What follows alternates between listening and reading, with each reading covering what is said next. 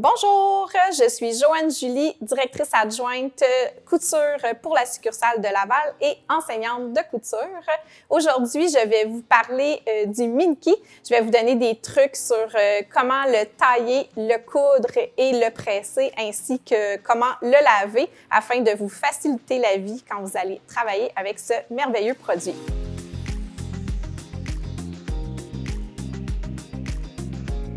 Donc, en fait, le Minky, ce que c'est une base de tricot sur laquelle il y a des poils qui sont courts, qui lui donnent un côté super doux et super agréable au toucher. Donc, on l'aime beaucoup pour faire des couvertures, tant pour adultes que pour enfants. On peut s'en servir dans l'accessoire et dans le vêtement également. C'est un tissu de 100% polyester et comme c'est une base tricot, on va utiliser une aiguille stretch 92 ou une 14 pour aller le coudre. Pour commencer, on va voir la coupe du tissu. Donc, pour couper le tissu, je privilégie le couteau rotatif parce que ça m'évite d'avoir à soulever mon tissu quand je vais avoir à le couper. Quand je vais le travailler également, j'ai un côté qui n'est pas doux du tout, c'est dans le fond l'envers de mon tissu et j'ai le côté avec les bulles ou qui est seulement texturé là, de poils quand on parle des motifs ou du Minky sans bulles. Pour le tailler, pour me faciliter la vie, je vais toujours venir tailler endroit contre endroit parce que ça va éviter à mon tissu de glisser. Parce que si je le travaille envers contre envers, il va glisser davantage. Donc, je vais venir placer mon tissu endroit contre endroit pour vous montrer comment le tailler.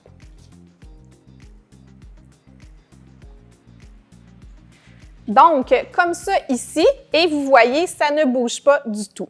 Je vais travailler avec les règles en acrylique qui sont compatibles avec les couteaux rotatifs. Et je vais également travailler avec des pesées à tissu. On peut utiliser n'importe quoi qu'on a de lourd à la maison. Fait que comme ça permet à mon tissu de ne pas bouger. Donc, je vais positionner ma règle sur mon Minky.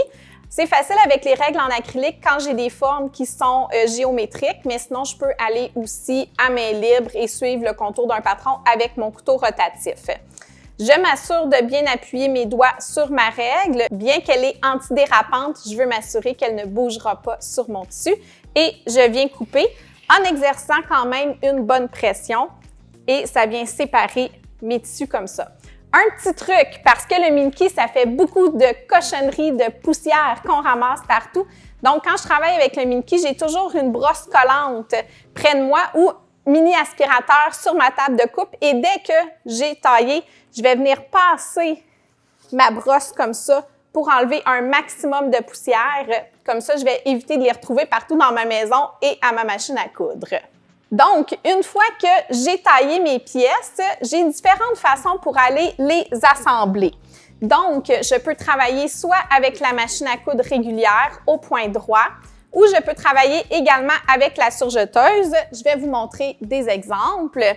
Donc, je les ai faites dans des fils qui sont contrastants afin que vous puissiez bien voir le résultat en vidéo. Par contre, à la maison, je travaille toujours avec un fil de couleur assorti. Donc, je fais soit ma couture au point droit ou je vais venir faire mon zigzag à la surjeteuse, un zigzag à la machine à coudre ou un surjet à la surjeteuse. Je peux aussi m'aider grandement en utilisant un pied marcheur sur ma machine. Le pied marcheur, ce qu'il va faire, c'est qu'il va vraiment marcher, il va avancer avec mon tissu. Donc, ça va permettre d'éviter que mon tissu étire trop lors de la couture. Pour aussi éviter que mes tissus étirent énormément, je vais venir soit les épingler ou les pincer avec les petites pinces. Personnellement, je préfère utiliser les épingles, mais c'est vraiment une question de préférence. Les deux fonctionnent très bien. Donc, ce que je fais, je viens venir épingler mes coins, donc les extrémités de mon projet pour commencer. Je fais ça à mes deux extrémités. Et ensuite, tout dépendant de la longueur de mon projet, je vais venir ajouter des épingles. Une première en plein centre et je peux revenir en mettre dans mes milieux encore. Et j'en mets selon ce que je me sens confortable d'avoir de besoin pour coudre. Rendu à la machine à coudre, ce que je vais faire, j'ai toujours un tissu généralement, qui va étirer davantage par rapport à l'autre. Donc, si je vérifie ici l'extensibilité de mon Minky, dessus-là, je suis dans le sens qui n'étire pas du tout. Et si je le prends dans l'autre sens, on voit qu'il étire un petit peu. Là, dans ce cas-là, si j'assemble les deux tissus ensemble, ça n'a pas d'importance lequel je vais mettre dessous et lequel je vais mettre dessus. Dans le cas où j'aurais un tissu qui allait étirer davantage que l'autre, par exemple, si je prends l'exemple de celui-ci étire un petit peu moins que mon Minky vert, donc je viendrais mettre le vert, celui qui étire le plus, directement sur les griffes de la machine à coudre.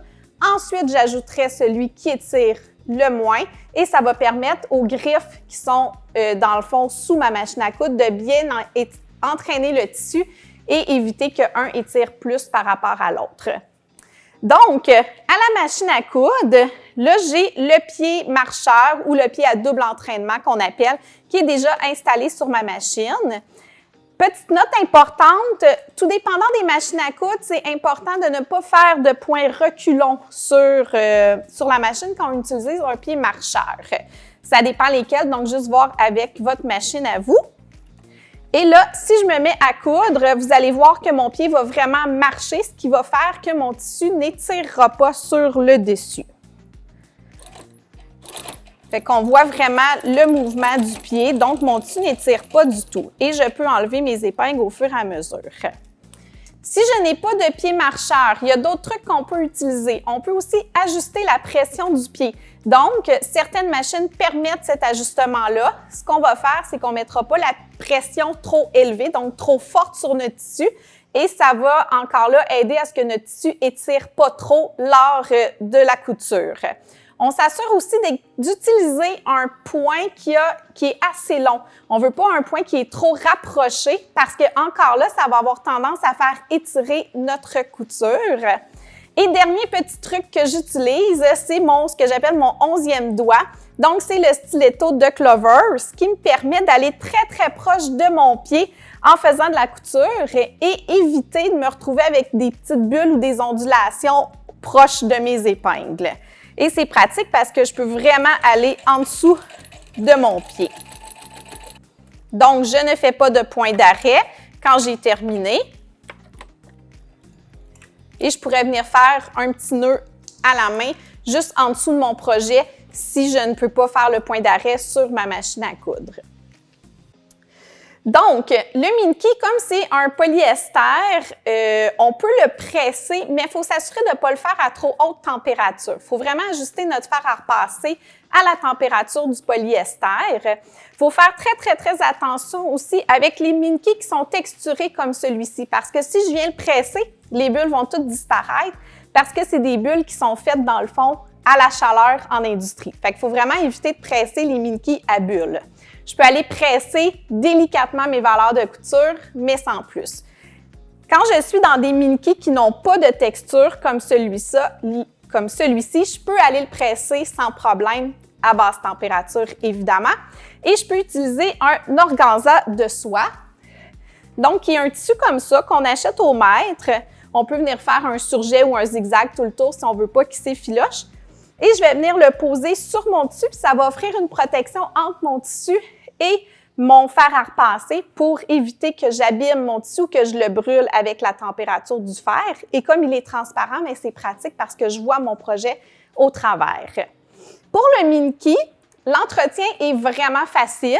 Donc, on peut le laver à la machine à l'eau froide. Si on veut le préserver aussi doux très longtemps, on va éviter de le mettre à la sécheuse ou on va le mettre à la sécheuse à basse température. Donc, merci pour le visionnement de cette vidéo. J'espère que les trucs et astuces vont vous aider à coudre le Minky.